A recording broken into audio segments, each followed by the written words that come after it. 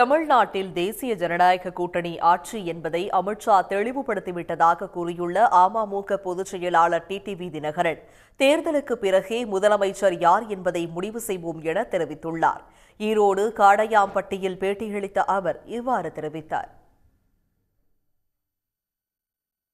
இன்றைக்கு தேசிய ஜனநாயக கூட்டணி ஆட்சினாலே உங்களுக்கு தெரியும், 2014லையும் 19லையும் பாஜக பெரும்பான்மையோட ஆட்சி அமைத்த போது கூட அவர்கள் கூட்டணி கட்சிகள் எல்லாம் மந்திரி சபையில் சேர்த்து கூட்டணி மந்திரிகள் தான் அமைத்தார்கள். எனது புரிதல் என்னவென்றால், தேசிய ஜனநாயக கூட்டணி ஆட்சி என்றால் அது கூட்டணி மந்திரி சபை தான் என்பது. அது கூட்டணி சேர்ந்து முடிவு செய்வாங்க. அது அமித்ஷா சொன்னது தான் உங்கள் கேள்விக்கு பதில். அதிமுக பிரச்சாரத்துக்கு கூட்ட போவீங்களா?